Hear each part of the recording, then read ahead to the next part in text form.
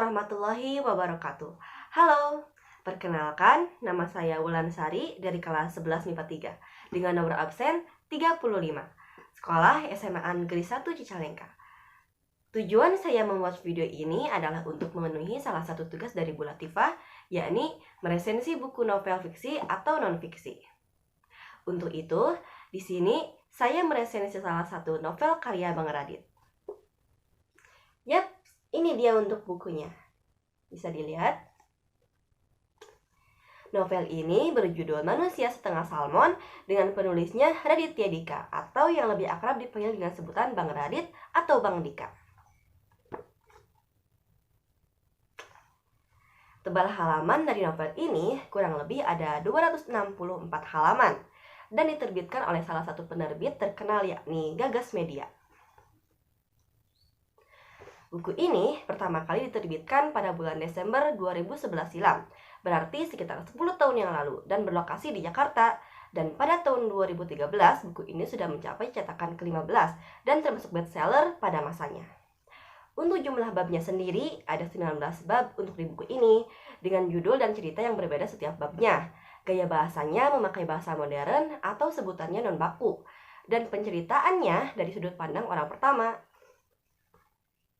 Sama seperti di novel-novel Bang Radit sebelumnya yang bergenre non-fiksi komedi, di novel ini juga Bang Radit mengambil judul yang berhubungan dengan binatang. Manusia Setengah Salmon. Sekilas judul buku ini mirip dengan judul-judul yang menceritakan seseorang yang terkena azab. Padahal tidak seperti itu. Manusia Setengah Salmon adalah buku yang memuat tentang hal-hal absurd namun memiliki pesan yang mendalam. Bukan hanya kumpulan kalimat candaan yang tidak bermakna. Buku ini menonjolkan unsur kehidupan sosial dalam balutan humor. Menceritakan tentang berbagai macam hal menyedihkan yang sebenarnya ada celah dan pelajaran yang bisa kita ambil dari hal-hal tersebut. Di buku ini, penulis mengajak kita mengingat perpindahan-perpindahan yang sudah kita lakukan. Entah pindah rumah, pindah hubungan keluarga, sampai pindah hati. Salah satu bab yang menjadi primadona dalam novel ini, yakni ketika Bang Radit menceritakan kegelisahannya waktu ia baru saja ditinggalkan oleh kekasihnya. Sama seperti kebanyakan orang. Hal pertama yang dirasakan ketika putus cinta adalah kesedihan, kegalauan, dan kekecewaan. Tapi Manusia Setengah Salmon berhasil meyakinkan bahwa tidak semua hal menyakitkan harus berakhir dengan kesedihan. Ya, secara kontekstual, tidak ada kesamaan antara keduanya.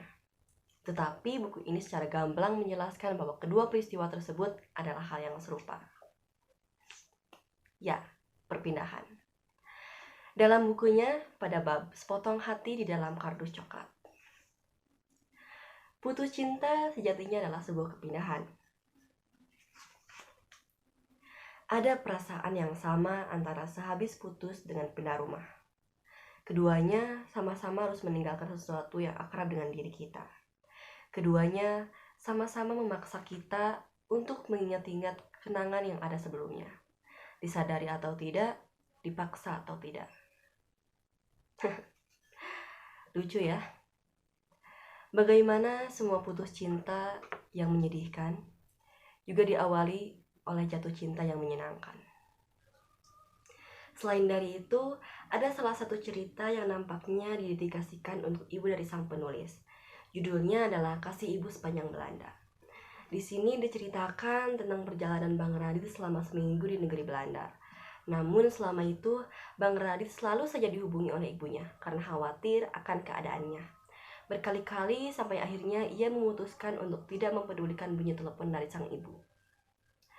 Singkat cerita, ada sebuah peristiwa yang akhirnya menyadarkannya bahwa sebenarnya terlalu perhatiannya orang tua adalah gangguan terbaik yang pernah kita terima.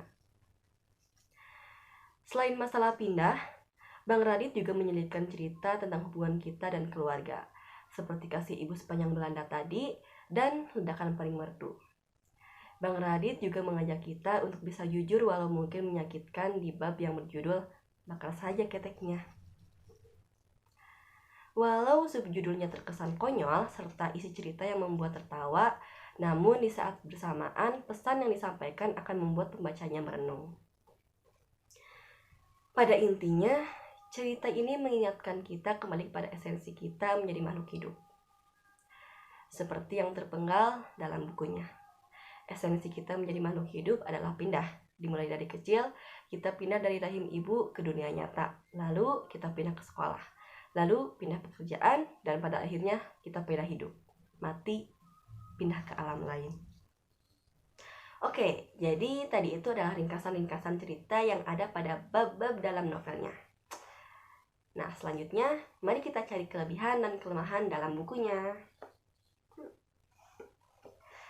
Untuk kelebihannya sendiri, penggunaan bahasanya modern atau non baku menjadikan novel ini sebagai bacaan yang ringan dan mampu membuat pembacanya tersenyum, bahkan tertawa atau galau.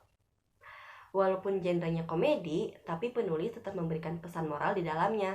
Dan pesan moral yang saya sukai terdapat pada bab intinya yang berjudul Manusia Setengah Salmon. Untuk kekurangannya sendiri, bagi pembaca yang belum pernah membaca buku-buku komedi karya Bang Radit sebelumnya, mungkin akan beranggapan buku ini terkesan berlebihan. Bab Interview with the Hantus menurut saya kurang pas untuk dimasukkan ke dalam buku ini karena agak aneh juga, tapi mungkin itu adalah salah satu indikator pembedanya. Baiklah, barusan itu merupakan resensi dari novel Manusia Setengah Salmon ini. Tentu ada banyak yang bisa kita ambil dari membaca bukunya. Banyak moral yang terselip di balik candaan dalam kalimatnya, membuat kita sebagai pembaca terhibur, tertawa, lalu merenung. Tidak hanya itu, novel ini cocok bagi kamu yang masih jomblo, atau dalam kata lain single. Ya, apapun itu sebutannya. Kamu yang masih sendirian dan belum punya pasangan. Dalam novel ini, ada satu bab yang dikhususkan untuk mempelajari kejombloan kalian. Judulnya Jomblonologi. Kalau penasaran, kalian bisa membacanya dari bukunya. Semoga terhibur dengan cerita-cerita kreatif milik Bang Raditya Dika. Saya Wulansari pamit. Sebelumnya, saya mohon maaf apabila ada kata yang kurang berkenan ketika saya menyampaikan materi. Sekian dan terima kasih atas perhatiannya. Wassalamualaikum warahmatullahi wabarakatuh.